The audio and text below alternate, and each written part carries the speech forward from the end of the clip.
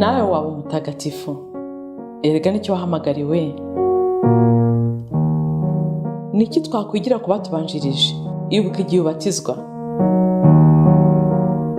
Kuva ubu no mu bugingo bw'iteka ubaye urugingo rwa Kristo, we musaserdoti, umuhanuzi n'umwami. Ngaya amagambo wavugiweho. Muri batisimu wagizwe ikiremwa gishya, wambikwa Kristo. Ese itara ryawe riracyaka? Ese umwambaro wawe urakererana? Humura, garukira Imana. Abatagatifu n'abanyabyaha bababariwe. Akira Kristo. Ikiganiro ibirari by'ubutagatifu mukigezwa na Beata Mukarusanga, umukristo wubase urugo.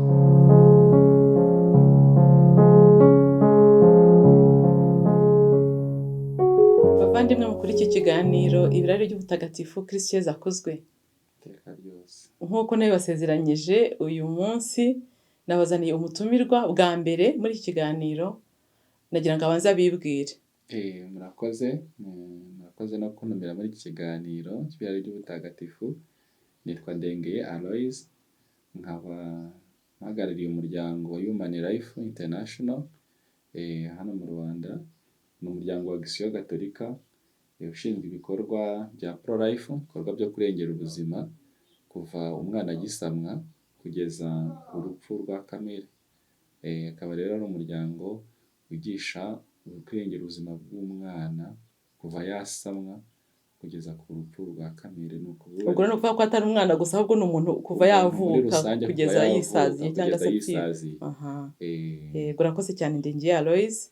Umutagatifu tugiye kuganiraho nzi ko ayobora cyane ubuzima bwa pro-life, mumwigiraho byinshi, ni Mutagatifu Tereza wa Kalikuta, umwe mu bandi benshi mushobora kuba mwishingikirizaho. Ese Tereza wa Kalikuta ni muntu ki? Tereza wa Kalikuta ni umutagatifu w'umubikira, wo mu babikira b'abamisiyoneri bo muri Kiliziya Gatolika, wavukiye muri Repubulika ya Macedoine mu 1910 ku itariki 23 z'ukwezi kwa munani. Akaba ari umutagatifu rero waranzwe n'ibikorwa byinshi, harimo n'ibyo kurengera ubuzima, cyane cyane arwanya gukuramo inda. Ubwo rero niyo mpamvu no mu muryango w'iwacu tumufata nk'umutagatifu w'icyitegererezo, kandi dukuraho n'inyigisho nyinshi natwe twigisha. Tereza rero wa Kalikuta yavutse ku iyo tariki nababwiye haruguru, ariko abatizwa ku izina rya Agnes Gonja Oyajo, iwabo nyine haramwa kiriya gihugu. Papa wa rero akaba yarapfuye muri 1919, urupfu rwe rutamenyekanye. Mama we rero nawe akaba yarakundaga gutumira abakene n'abashonji bagasangira mu rugo. Ari nabyo bikorwa yatoje umwana we Tereza nyine wa Kalikuta. Ubwo ndaza kubisobanura impamvu yafashe iryo zina kandi yarabatijwe kuri Agnes. None umukobwa we nawe akabikurikirana. Uburere ni ikintu gikomeye rero. Uburere ni ikintu gikomeye cyane, burafashe. Tereza rero yize amashuri y'abanza mu ishuri ry'ababikira, noneho yiga n'amashuri yisumbuye mu ishuri rya leta. Ku myaka ya 12 nibwo yumvishe umuhamagaro wo kwiyegurira Imana, maze mu mwaka wa 1928 afata icyo cyemezo cyo kwiyegurira Imana mu babikira b'abaroreto. Hanyuma ahita ko afata izina rya Mutagatifu Maria Tereza, kuko yiyambaza Mutagatifu Tereza w'Iliziya. Mu mwaka w'1931 nibwo yasezeranye bwa mbere muri uwo muryango w'ababikira b'abaroreto, maze yoherezwa i Loreto nyine aho ngaho kujya kubana nabo babikira muri uwo muryango yasezeranyemo. Noneho mu mwaka w'1937 nibwo yasezeranye burundu ubukene, ubumanzi ndetse no kubaha.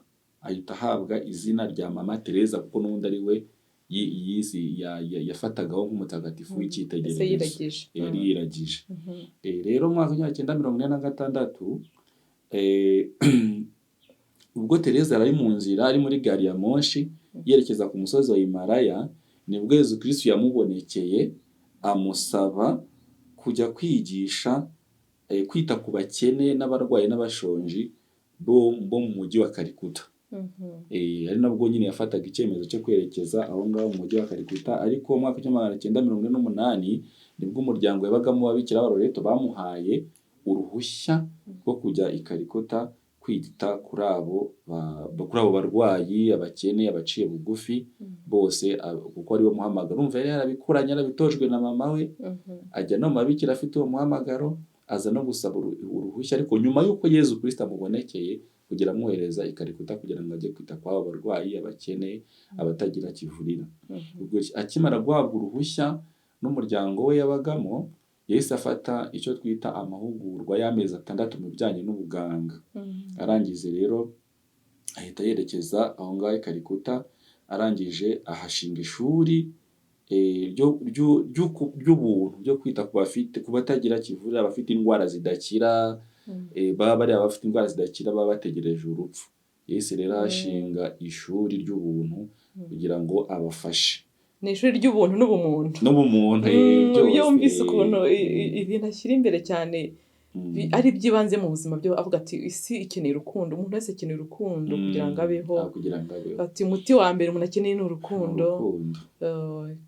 Ashinga rero umuryango w'abamisiyoneri b'urukundo. Icyo bita yawushinze mu 1950, icyo bita ababikira b'Abashariti, abamisiyoneri b'urukundo, kuko mu mwaka ajya kwitaba Imana Tereza Kalikuta Imana mu 1994, umubikira w'abamisiyoneri w'urukundo yari ashinzwe, wari ufite abantu basaga 4,000 ku isi, mu bihugu 126 ku isi, ndetse n'abandi benshi b'abakoranabushake bo muri uwo muryango. Mbega uburumbuke ni bwinshi cyane. Yahawe rero n'ibihembo byinshi bitandukanye. Yahawe igihembo cya Juwon, gihabwa abasivile hari mu Buhinde bakoze ibikorwa by'indashyikirwa byo kwita ku bakene, ndetse yahawe n'umudari wa zahabu n'itsinda ry'amahoro ryo mu gihugu cy'Abarusiya. Ahabwa n'ikindi gikombe bita Prix Nobel. Prix Nobel nayo yarayihawe, Prix Nobel muri 1979, kubera gufasha nyine abababaye. Ndibuka ijambo yavuze icyo gihe ryarakunzwe cyane, abantu barivuzeho menshi icyo gihe ahabwa iyo Prix Nobel de la Paix, icyo gihembo ndavuga Nobel cy'amahoro. Avuga ko bamubashije mbese umuti w'intambara ziri ku isi, avuga ati wowe urangwa n'amahoro, urangwa n'urukundo. Hari ijambo rikomeye nibuka yavuze, yaravuze ati, ntabwo ndibuka byose uko yabivuze, ariko hari kamwe nafashemo, avuga ati nta kuntu isi yagira amahoro n'intambara ziri mu nda z'abagore. Niba umuntu ajya kwica umuntu utaravuka, cyangwa kumushaka mu nda yakagwa mwice, ni gute ku isi haboneka amahoro? Abakuru ni gute batakwicana niba n'impinja zitaramenya ubwenge zicwa? Iyo yabiyitaga intambara yo kwica impinja. Rero nikomeje muvugaho, ndetse n'abagiye bamwiyambaza, barimo umugabo wari urwaye wo muri Brazil, wari ufite uburwayi bwo muri koma bw'ikibyimba cyo mu bwonko, umudamu we n'abandi bantu bakiyambaza Tereza w'i Kalikuta. Mu gihe abaganga bari bagiye kumujyana ngo bamubage, uwo mugabo arakanguka, arakira, yitwa Mauricio Andino. Noneho ku ibimenyetso by'urwayi byose byarangiye.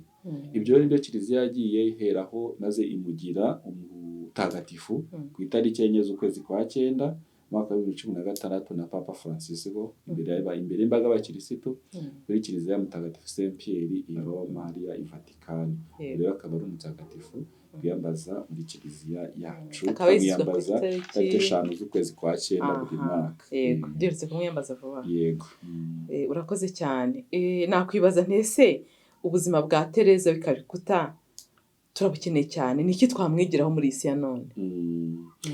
Tereza w'i Kalikuta twamwigiraho ibintu byinshi, cyane cyane isi ya none yamwigiraho urukundo nk'uko babivugaga, ineza, urukundo no gukora icyiza uko byagenda kose. Kuko icyiza kiguma ari icyiza, nubwo cyakorwa n'abantu bake, ariko kiguma ari icyiza. Ariko ikibi nubwo cyakorwa n'abantu benshi, gikomeza kuba ari kibi. Kandi turabizi ko isi ya none igenda itagaciro k'icyaha, itagaciro igafata icyaha ikakigira icyiza, igafata icyaha ikakigira icyiza, maze icyiza ko kigakurikirwa n'abantu bake. Ariko rero twamwigiraho gukora icyiza no kugira neza, ndetse cyane cyane n'urukundo nk'uko twabivugaga, kugira urukundo. Kandi twumva ko ubuzima ari impano y'Imana. Ni nacyo twakimwiziraho. Tereza de Kalikuta numva muri rusange twamwigiraho ibintu byinshi, ariko nkatwe mu muryango wacu ikintu tumwigiraho cya mbere ari nacyo dushishikariza ndetse n'abakiri bato. Abakiri bato n'iki bamwigiraho ni ugukunda ubuzima. Gukunda ubuzima no kubwubaha kuva umuntu agisamwa, tukumva ko umuntu ari umuntu kuva agisamwa, akwiye kubaho, akwiye guhabwa urwo rukundo. Ari nabyo umuryango wacu ushinzwe kwigisha, kugira ngo kuko muri iki gihe hari icyo bita gukuramo inda. Gukuramo inda rero ni ukwica.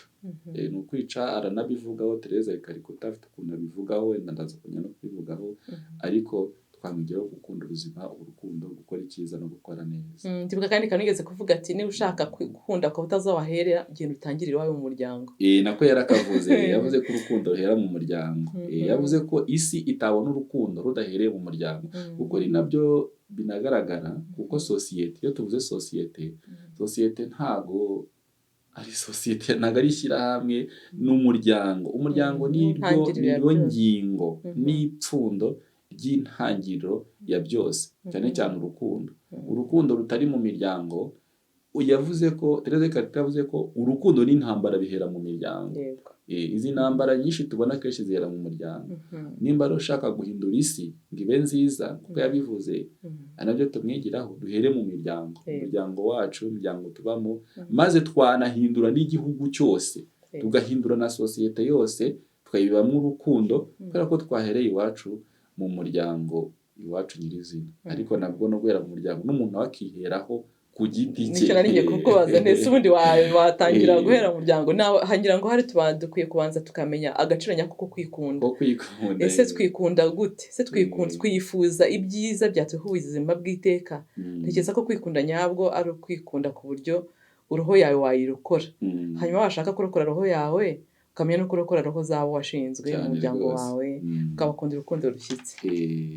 Ikindi Tereza de Kalikuta avuga nabyo twamwigira abantu b'iki gihe, ni ukumenya gukoresha igihe cya none dufite.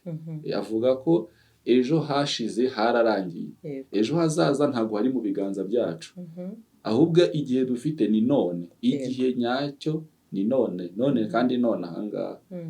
Rero nacyo numva ari ikintu twamwigiraho cyo kumenya ko igihe dufite ari iki ngiki, tukagikoresha neza, kubaha ubuzima, tubiha urukundo mu bantu, kugira ngo igihe nyine dufite ari iki ngiki. Kandi aranatubwira ati umunsi w'urubanza, umunsi w'urubanza tuzabazwa ibyo twakoze. Hari uko babivuga mu Gifaransa ngo nous serons jugés sur l'amour. Ngo twakoze ibintu bimeze bite, wenda bihambaye cyangwa bito, ariko se byari biri mu rukundo. Urukundo twashyize mu byo twakoze, ukasanga ari nk'aho ari rwo rw'ibanze tuzabazwa. Nibwo tuzabazwa. Urukundo rujyana mu bikorwa. Nari nshonje uramfungurira, nari nambaye ubusa uranyambika, nari ndafite aho kuba urancumbikira. Ubundi iyo tuyita ivanjiri ya Tereza de Kalikuta, kuko ni ivanjiri ikubiyemo urukundo rw'Imana. Nacyo Imana idusaba. Tereza de Kalikuta ikindi twamwigiraho gikomeye ni uko adushishikariza akanatubwira ko Imana itaremye ubukene, ahubwo ubukene bwaremwe na twebwe abantu. Kuko Imana yaremye ibintu ngo tubisangire.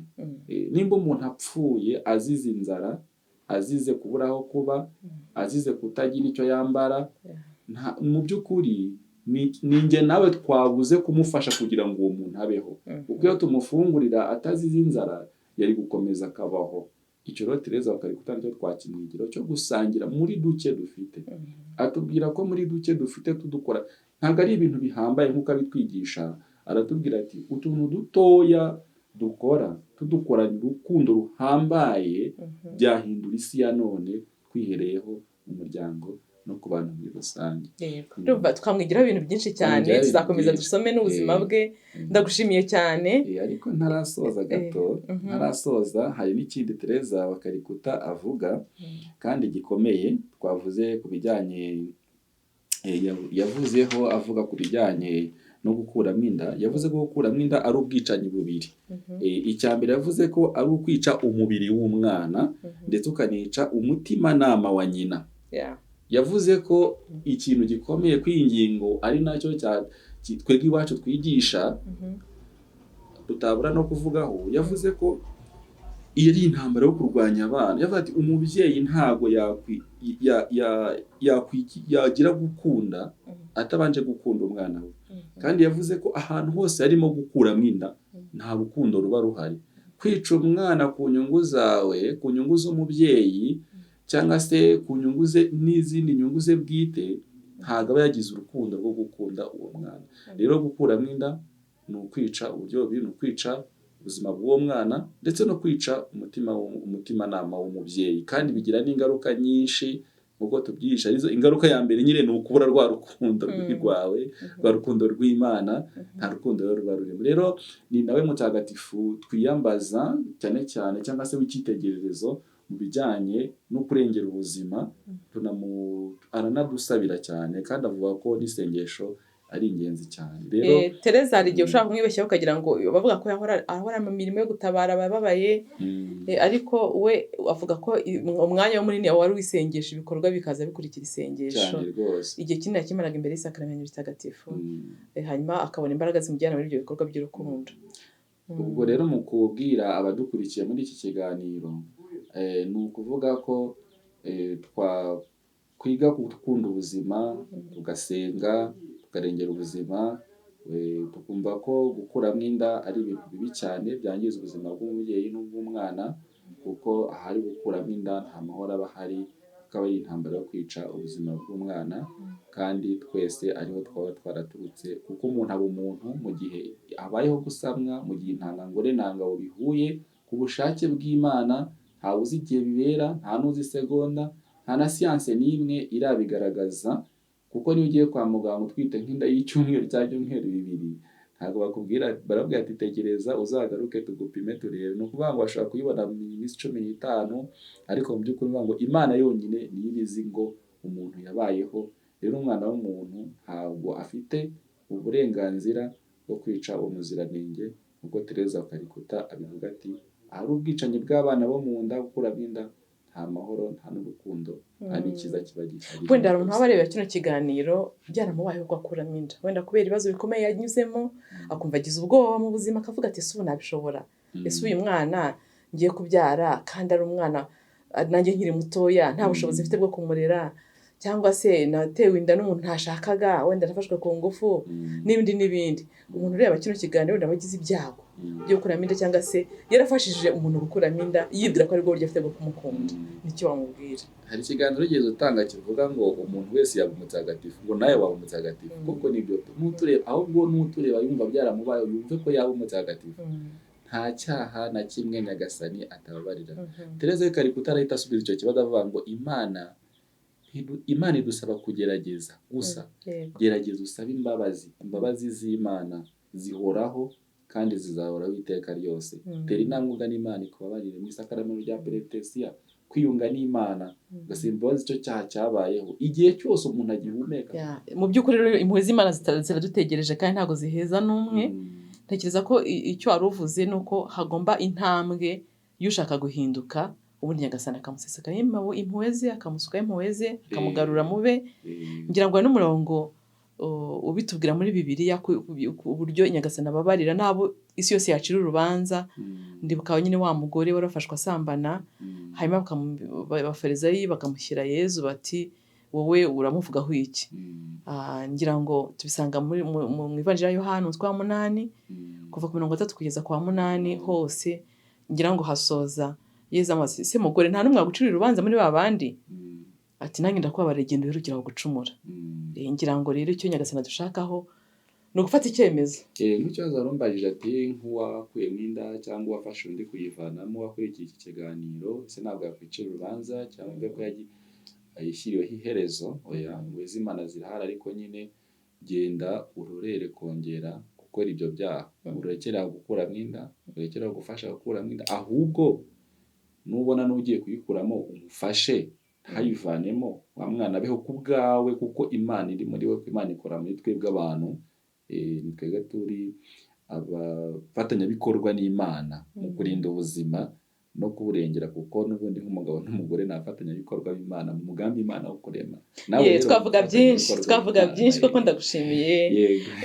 Wenda uwaba yagize ikibazo kuri iki kiganiro, wenda ashaka gusobanukirwa kurushaho, Aloys Ndengeye nk'umuprolife mwamubaza byinshi akabasobanurira kurushaho, ndumva muri commentaires twaza kwandikaho nimero ye ku buryo mushatse kumusobanuza mwamubona. Nani rwose. Mwakoze cyane rero kuri iki kiganiro naho utaha. Mwakoze cyane.